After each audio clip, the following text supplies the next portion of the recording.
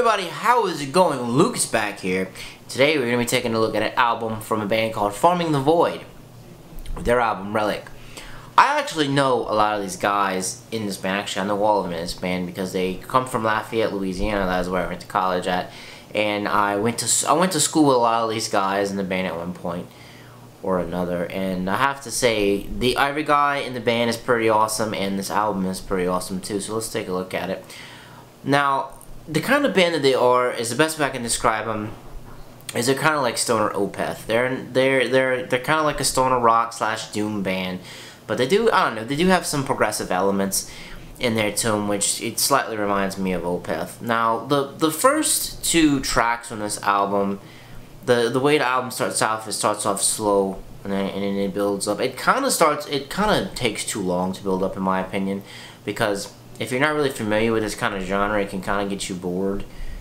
But, I mean, once it builds up when the song kicks in, it's really cool. So, first two songs on the album, you have After Earth and Endless Road. To me, these songs, they're the weaker songs on the album, so they should have been pushed toward the middle. I think if they would have been pushed toward the middle, or they pushed in between some of the better songs, it would have fared a little bit better. But another problem with the first two songs is that the vocal mix in them is weird. The vocals are kind of tucked underneath the music a little bit, but it's just on these first two songs, and I believe it's in the Endless Road. I'm sorry if I got that wrong, but on one of the songs, the solo starts and it kind of like it overruns the vocals a little bit, which I didn't really like how they handled that transition there. But after all that I'm sorry about all that negativity, but once you get to the third song, it's fixed. Like, the vocals sit nice. They sit right on top. You can hear them beautifully once you hit the third song. Once you hit the third song, I don't know, I kind of feel like that's when the album starts, because once you hit that third song, it takes off, and it sounds really cool. Now, pretty much in every song, you have some solos going on. I'm pretty sure it's Shoddy who's playing those solos. I believe it's him. I'm sure James, the singer and the guitarist, I'm sure he gets some in there, but I think they're Shoddy solos. Shoddy solos are actually really cool. They're very interesting. He uses a lot of exotic scales, so they don't get really boring, and they sound really cool. They don't get very boring. In one of the songs, he does his best Kirk Hammett impression, and he uses a wah pedal, and it sounds really cool. And like I said, and then once you get toward the back half of the album, the songs, they kind of open up a little bit more. They have a little bit more, because a lot of the songs, some of them are like kind of droning or like do. They're kind of like that, and they give you that kind of feel.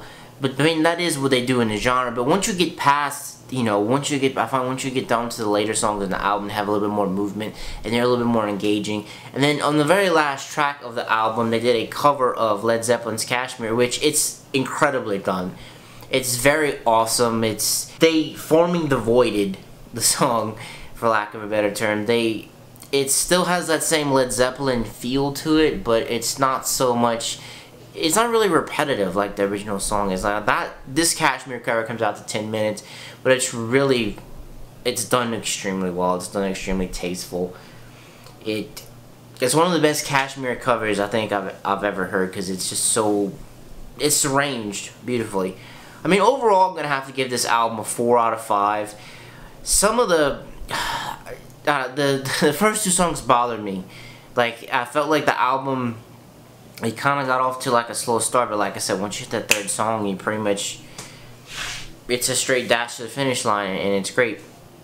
This is kind of really my first introduction to this type of music too, and I actually, like stoner rock, I'm not really into it a whole lot, but I actually really enjoyed it because it's not purely stoner rock. Like I said, they go and they explore different avenues, and it's actually really cool. So, what did you think about the album? Did you love it? Did you hate it? Did you hate you love it? Let me know in the comments down below. As for me, I'm going to have to be out.